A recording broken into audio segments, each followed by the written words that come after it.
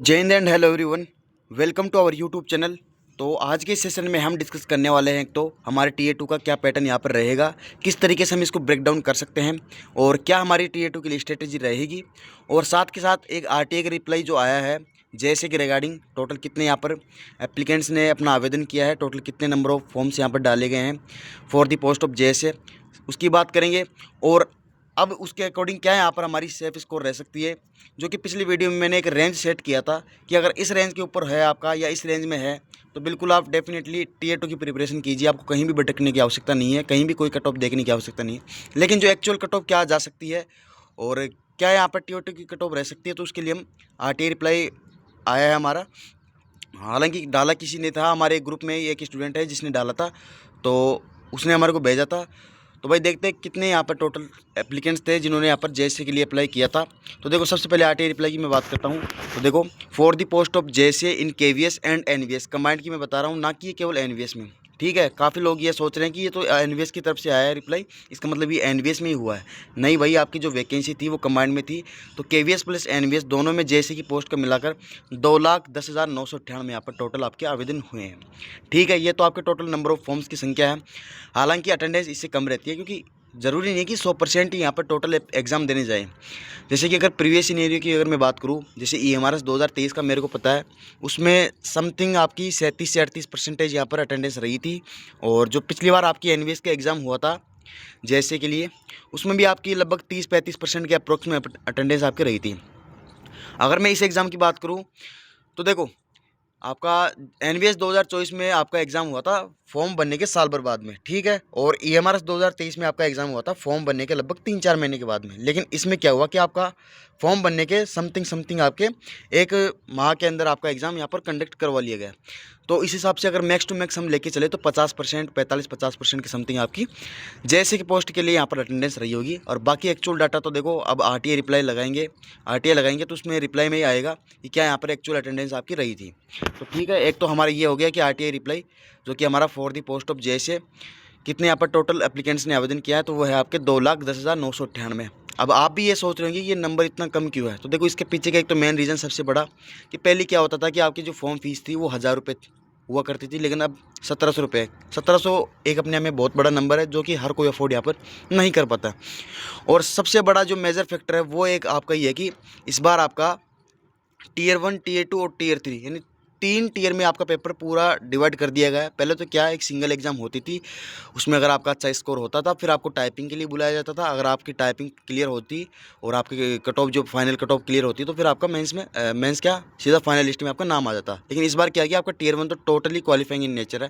देखो मैं बता देता हूँ, आपका tier 1 totally qualifying in nature है। काफ़ी लोग ये सोचते हैं कि टीयर 1 के मार्क्स भी यहाँ पर ऐड होंगे, तो बिल्कुल नहीं। आपकी जो फाइनल कट ऑफ आएगी वो 100 मार्क्स में से आएगी, जो कि आपका टीयर 2 रहने वाला है। अब टीयर 2 का ब्रेकडाउन किस तरीके से रहेगा, क्या रहेगा, हम आगे इसमें डिस्कस करते हैं वीडियो में। तो देखो नंबर ऑफ वैकेंसी आपको पता है कि जो आपके केवीएस में 745, आपकी पहले 714 वैकेंसी थी, लेकिन उसको बढ़ा के 745 आपका यहाँ पर कर दिया गया था। कोरिजेंडम आपका एक साइट पे आया था 10 दिसंबर को, आप देख सकते हो। ठीक है, और आपकी अगर एनवीएस में बात करूँ जैसे के लिए, तो देखो HQRO यानी हेडक्वार्टर में आपकी वैकेंसी है 46 और जेएनवी कैडर में आपकी 552। तो ऐसे टोटल कुल मिलाकर हमारी वैकेंसी हो जाती है 1343। अब आप सभी को पता है कि मेंस के लिए जो आपका टीए 2 होगा, हम इसको मेंस ही बोलेंगे, क्योंकि जो मेजर आपका फाइनल सिलेक्शन होने वाला है उसमें सबसे बड़ा रोल प्ले आपका टीए 2 ही करेगा। ठीक है, उसी के मार्क्स पे बेसिस पे आपकी फाइनल मेरिट बनेगी।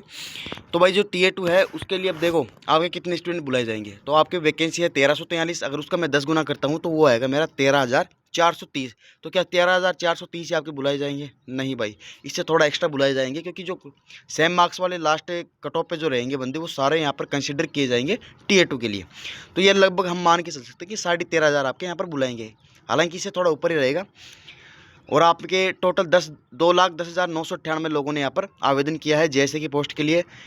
यानी पर सीट अगर कंपटीशन देखें तो 15, यानी 15 में से जिन लोगों ने भी आवेदन किया है उस 15 में से भाई हर एक स्टूडेंट, 15 में से, मेरी बात पे ध्यान थोड़ा गौर करना, 15 में से एक स्टूडेंट आपका यहाँ पर टीए 2 लिखेगा।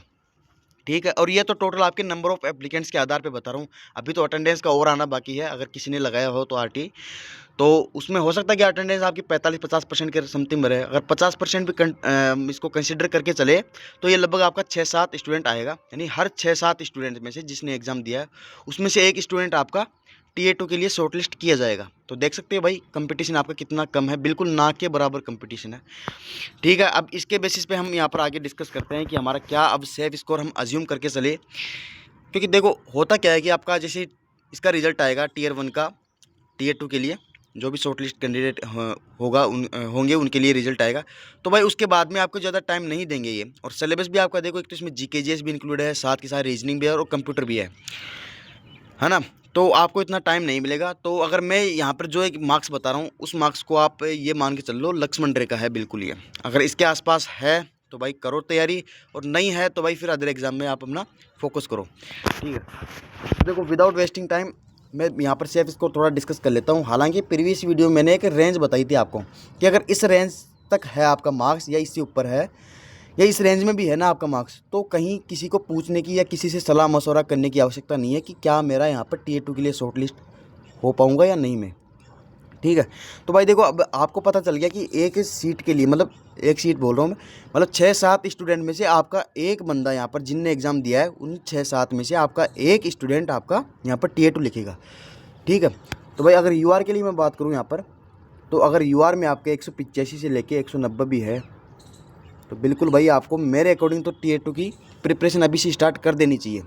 ठीक है, क्योंकि आपका एक तो नंबर ऑफ़ एप्लीकेंट्स काफ़ी कम है, जितना हमने यहाँ पर अज्यूम किया है उससे तो काफ़ी कम है। हमने तो ये सोच ही चला था कि कम से कम 6-7 लाख फॉर्म तो आए होंगे, क्योंकि वैकेंसी बहुत ज़्यादा है। क्योंकि वैकेंसी के रेशियो में ही आपके फॉर्म पड़ते हैं। अगर वैकेंसी यहाँ पर कम होती वही अगर आपके 200-250 वैकेंसी रहती तो ये आपके फॉर्म कम आते।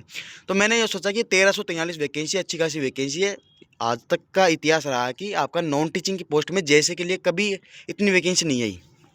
ठीक है, अगर ओबीसी की मैं बात करूं तो ओबीसी में अगर आपके 178 से लेके 184 तक भी है भाई, इस रेंज में भी है, तो आप अपनी टीए 2 की प्रिपरेशन कीजिए। ठीक है, ईडब्ल्यूएस भी वही आपका इसी के आसपास रहेगा, 178 से 184, ज़्यादा डिफरेंस इसमें नहीं रहेगा। अब बात करते हैं भाई SC ST की। तो देखो अगर SC में आपके 170, 175 या 176 के आसपास है तो बिल्कुल आप अपनी टीए 2 की प्रिपरेशन कीजिए। अगर आपके 169, 168 भी है तो भी आप अपनी प्रिपरेशन कीजिए भाई टीए 2 की, क्योंकि टीए 2 की प्रिपरेशन आपकी वेस्ट नहीं होगी। क्योंकि एसएस तो कोई अलग सिलेबस इसमें है नहीं, वही आपका जनरल डोमेन वाला सिलेबस दे रखा है जो कि एक कंपटीशन एग्जाम में हमेशा आता है। ठीक है, और बात करते हैं भाई एसटी की। तो एसटी की आप मान के चल सकते हो आपकी 160, 165 के अप्रोक्स में। अगर इस रेंज में जो मैंने ये कट ऑफ बताई, अगर इस रेंज में आपके मार्क्स लाई करते हैं तो बिल्कुल भाई बिना किसी को पूछे आप अपनी टीए 2 की प्रिपरेशन कीजिए। करना क्या है आपको, बस जीके जीएस पे थोड़ा फोकस करना है, कंप्यूटर आपको पढ़ना है। और बात करें रीजनिंग की, तो रीजनिंग ऑलमोस्ट सभी स्टूडेंट की यहाँ पर अच्छी रहती है। तो हम बात करेंगे आगे कि टीए 2 की किस हिसाब से हमें करनी है प्रिपरेशन, ब्रेकडाउन में यहाँ पर करके बताऊंगा। अब देखो काफ़ी स्टूडेंट्स का एक ये भी डाउट रहता है कि जैसे आपका होता क्या है कि रेलवे में और दिल्ली पुलिस में और आपके जीडी वगैरह में एक फीमेल को भी रिजर्वेशन यहाँ पर मिलता है। तो क्या जैसे में भी यहाँ पर फीमेल को रिजर्वेशन मिलेगा? तो बिल्कुल नहीं मिलेगा भाई। मेल और फीमेल यहाँ पर इक्वली है। अगर कोई ओबीसी से है या जनरल से, अगर उसके 190 मार्क्स है तो कोई ज़रूरी नहीं है कि मेल में 190 है तो फीमेल में 180 वाले को यहाँ पर हो जाएगा ओबीसी में। नहीं भाई, यहाँ पर मेल फीमेल का कोई यहाँ पर रिजर्वेशन नहीं है, सीधी सी बात अगर मैं आपको बोलूँ तो। ठीक है, ये सेफ स्कोर हमारा हो गया। अब भाई जैसे कि जो टीए 2 की स्ट्रेटेजी है उसके बारे में मैं यहाँ पर थोड़ा डिस्कस कर लेता हूँ। देखो अगर टीए 2 का आपको सिलेबस या उसका पैटर्न नहीं पता तो मैं आपको एक बार बता देता हूँ। देखो टीए 2 में आपका होगा क्या, इसमें आपके एक तो एमसीक्यू प्लस आपका सब्जेक्टिव टाइप का यहाँ पर ये रहने वाला है। एमसीक्यू में आपके यहाँ पर टोटल आपके 60 क्वेश्चन आएंगे, हर एक क्वेश्चन आपका 1 नंबर का रहने वाला है। और डिस्क्रिप्टिव में अगर मैं बात करूँ तो आपके 10 क्वेश्चन आएंगे और हर एक क्वेश्चन आपका 4 नंबर का रहेगा। ठीक है, तो यहाँ पर मैं 2 अजम्पशन लेके चल रहा हूँ कि किस तरीके से यहाँ पर आपका टीए 2 में पैटर्न बन सकता है।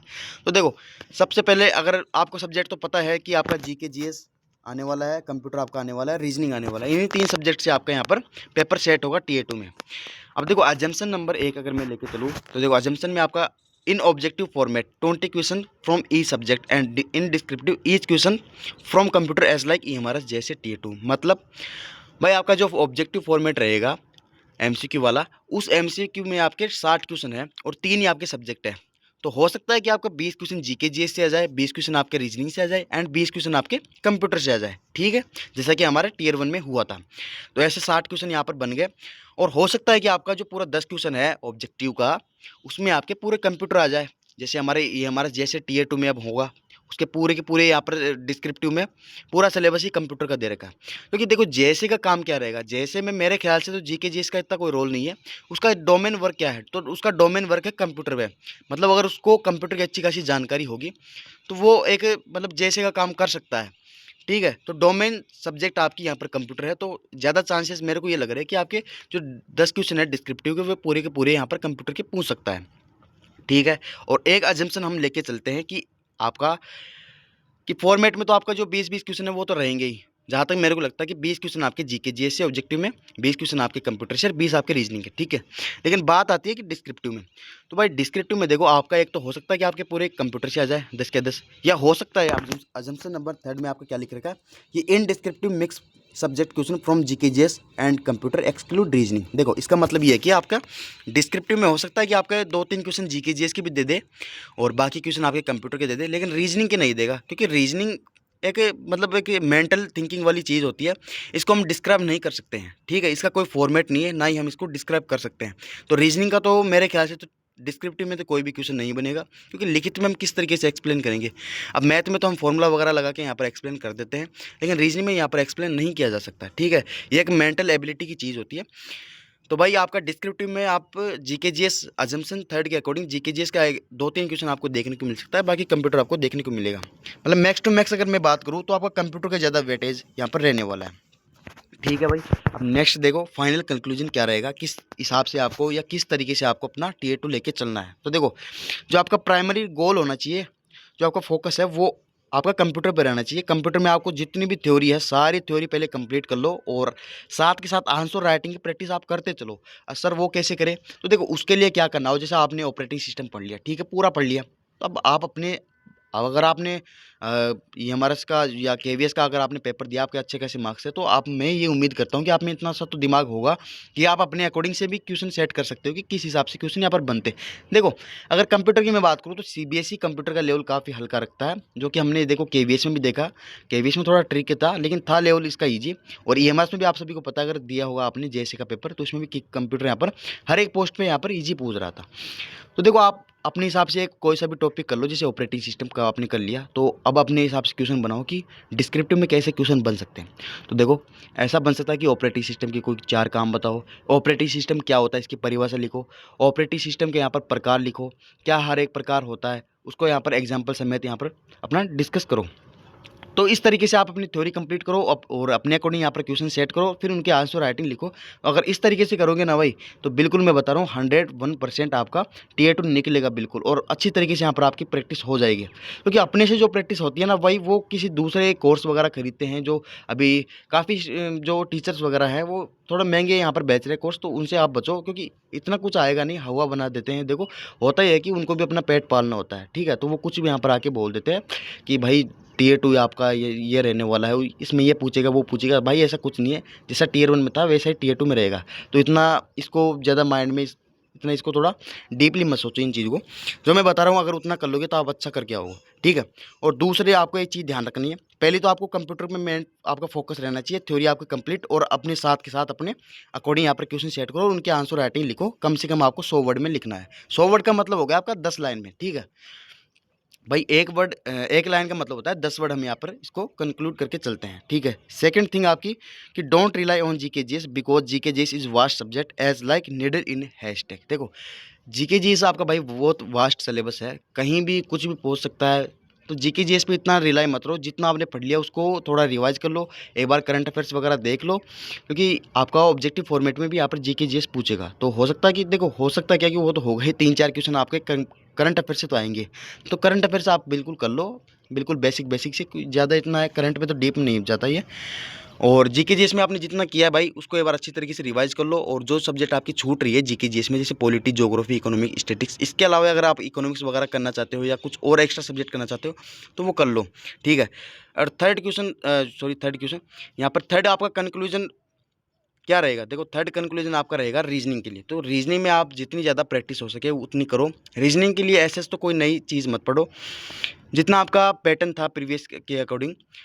एक तो आप EMRS के देख लो, उसके पेपर आप सोल्व कर लो सारी शिफ्टों के, जितने भी आपके नॉन टीचिंग टीचिंग वगैरह में। ठीक है, NVS 2024 के आप सोल्व कर लो, और आपके जो केवीएस के भी हुए हैं रिसेंट में, उसके सारे कर लो रीजनिंग के। और अगर आपको एक्स्ट्रा चीज़ कुछ फिर भी करनी है प्रैक्टिस के तौर पे, तो देखो वो आप कर सकते हो। एक तो आप सिटिंग अरेंजमेंट के, और एक आपके पजल के क्वेश्चन, क्योंकि पजल और सिटिंग अरेंजमेंट यहाँ पर अच्छा थोड़ा पूछ रहा है सीबीएसई, तो उनकी आप अच्छी तरीके से प्रैक्टिस कर सकते हो। तो अगर इस हिसाब से अगर आप करोगे भाई, तो मैं 101% डेफिनेटली कह सकता हूँ कि आपका टीयर 2 अच्छे मार्क्स के साथ क्वालिफाई होगा। और साथ के साथ देखो, आप क्या करो कि सुबह शाम हर आधा एक घंटा आप निकाल कर टाइपिंग की भी साथ के साथ प्रिपरेशन करो, क्योंकि हो सकता है कि टीयर 2 का रिजल्ट आए, जैसे टीयर 2 आपका कंडक्ट हो, फिर टीयर 2 का रिजल्ट आए, तो वो इतना ज़्यादा टाइम में आपको ना दे सके कि भाई आप अपनी अच्छी तरीके से भी यहाँ पर प्रिपरेशन कर सको टाइपिंग के लिए। तो साथ के साथ अभी से करना स्टार्ट कर दो भाई टाइपिंग के लिए। टाइपिंग की प्रिपरेशन आपकी कहीं वेस्ट भी नहीं होगी, क्योंकि ऐसे तो है नहीं कि अगर आपने टाइपिंग कर लिया और आपका टीयर 2 भी नहीं हुआ तो ये तो मेरी टाइपिंग की तो वेस्ट होगी, क्योंकि टाइपिंग की प्रैक्टिस हर एक एग्जाम में ये मांगता है टाइपिंग। तो वहाँ पर आपकी प्रैक्टिस काम आ जाएगी। ये एक स्किल होती है, और स्किल सीखने में भाई टाइम लगता है, ऐसा नहीं है कि 10-15 दिन में आप सीख जाओगे। ठीक है भाई, तो ये हमारा था कंक्लूजन, और हमने यहाँ पर आरटीए रिप्लाई डिस्कस किया, और नंबर ऑफ वैकेंसी मैंने आपको बता ही दिया 1343 है। काफ़ी यूट्यूब चैनल पर आज भी 1312 डिस्कस करते हैं वो, तो वो उनका अलग एक सीनेरियो है। चलो, और मैंने यहाँ पर डिस्कस कर लिया कि टीयर 2 आपका किस तरीके से आपको एक स्ट्रेटजी सेट करनी है। और देखो, अगर आपको हमारे टेलीग्राम ग्रुप में ज्वाइन होना है, जहाँ पर मैं यहाँ पर स्पेशली एमआरएस, केवीएस और एनवीएस जैसे कि टीयर 2 के लिए यहाँ पर थोड़ा बहुत कंटेंट डालता रहता हूँ और गाइडेंस वगैरह देता रहता हूँ, तो लिंक आपको डिस्क्रिप्शन में मिल जाएगा। और अगर लिंक से आप ज्वाइन ना हो पाओ, तो भाई मैं आपको अपना व्हाट्सअप नंबर यहाँ पर दे देता हूँ। आपकी जो भी पर्सनल क्यूरी है भाई, बिल्कुल बेझिझक होकर अपने आप मेरे को पर्सनल व्हाट्सअप मैसेज करके पूछ सकते हो। तो मेरा व्हाट्सअप नंबर है 9929774017। ठीक है भाई, 9929774017, ये मेरा यहाँ पर व्हाट्सअप नंबर है। आप अपनी जो भी क्वेरी है, या अपने जो भी आपका डाउट है स्ट्रेटजी के रिगार्डिंग, वो आप मेरे से पूछ सकते हो। तो ठीक है भाई, मिलते हैं नेक्स्ट वीडियो में। उम्मीद है आपको वीडियो अच्छा लगा। तो अच्छा लगा तो भाई एक बार चैनल को, अगर आप नए हैं तो चैनल को सब्सक्राइब कीजिए, और वीडियो को शेयर कीजिए और लाइक कीजिए, सपोर्ट बनाए रखिए। तो मिलते हैं नेक्स्ट वीडियो में, तब तक टेक केयर, बाय, जय हिंद।